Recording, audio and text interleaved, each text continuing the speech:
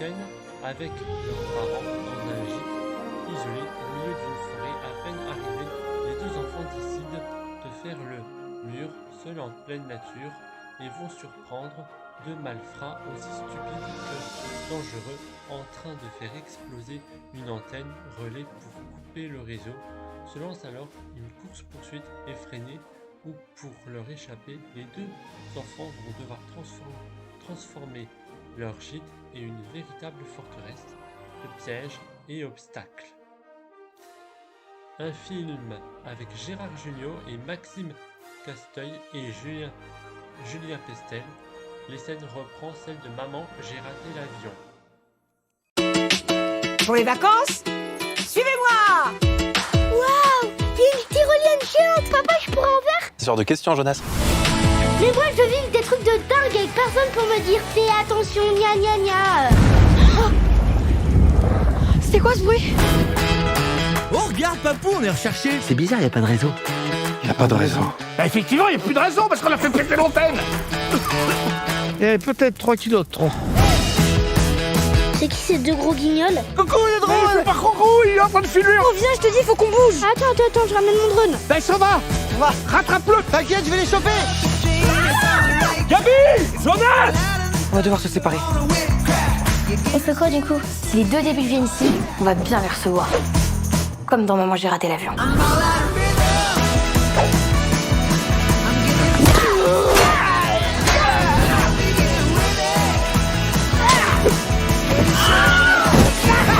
tu aimes bien la lecture?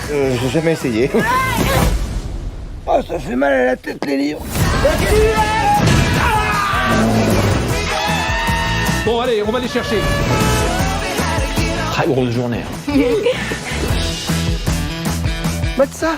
Des truffes. Je pencherais plutôt pour des crottes. Des truffes. Des crottes.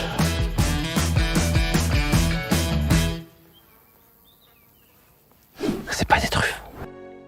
Après avoir vécu une tragédie personnelle, le jeune prodige de Kung Fu, Li Fong, est arraché à sa famille à Pékin et contraint de s'installer à New York avec sa mère. Il tente de tirer un trait sur son passé tout en cherchant à s'intégrer dans son nouveau lycée, et même s'il ne cherche pas la bagarre, il semble constamment s'attirer des ennuis. Lorsqu'un ami dont il vient de faire la connaissance sollicite son aide, il accepte de participer à une compétition de karaté, mais il comprend qu'il ne peut pas seulement compter sur son talent. Son professeur de kung-fu, Monsieur Han, engage alors le premier Karate Kid, Daniel Larousseau, en renfort. Lee découvre un nouveau style de combat réunissant leurs deux approches dont il se servira pour l'affrontement ultime. Deux branches.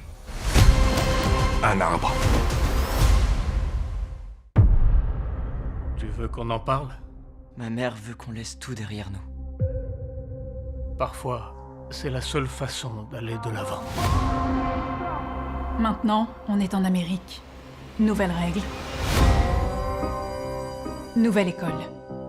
Pas de bagarre. Tu t'es fait des amis? Ouais, je m'en suis fait un. Comment il s'appelle? Mia. Tu fais du karaté? Du kung-fu, j'en ai fait un peu. J'ai complètement arrêté. Ouais, c'est clair que t'as tourné la page.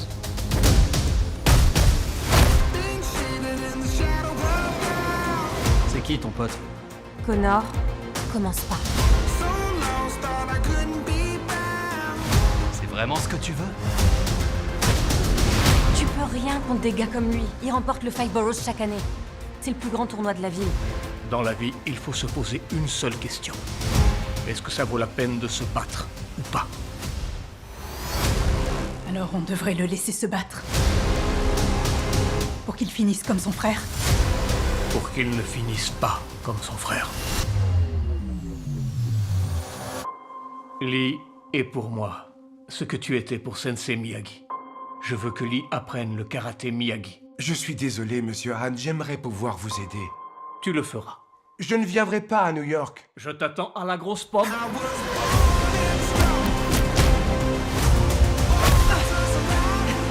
Sensei Larusso. Entraînons le prochain Karate Kid. Tes racines sont dans le kung-fu. Et sur elle, on va développer ton karaté. À l'ancienne. À la Miyagi. Je crois que je vois double. Focus! Ça représente l'histoire entre les deux familles. 2 branches. Un arbre. C'est pour ça que je veux te former.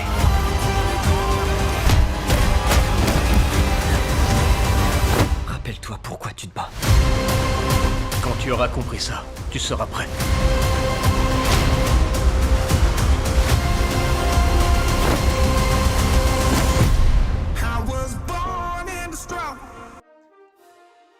Aujourd'hui, nous rencontrons les voix de Serpent et Loup dans les Bad Guys 2, Pierre Niney et Igor Gottesman.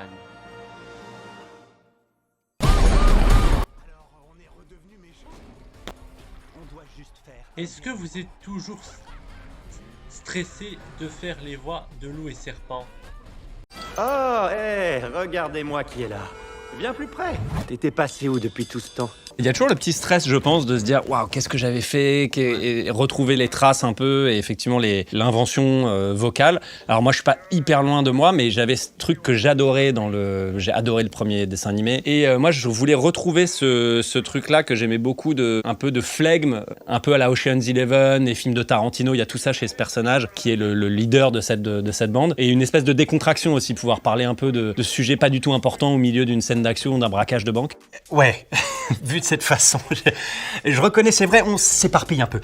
Et en plus, maintenant, vous devez nous conduire à la fusée qui est juste derrière vous. Le seul truc, c'est de se dire, est-ce que j'en ai pas fait trop? Moi, c'était un peu le stress que j'avais. Genre, j'avais pas revu le premier depuis un moment. Je me dis, est-ce que j'en ai pas fait trop au début? Et du coup, là, je suis un peu coincé, faut que j'y retourne.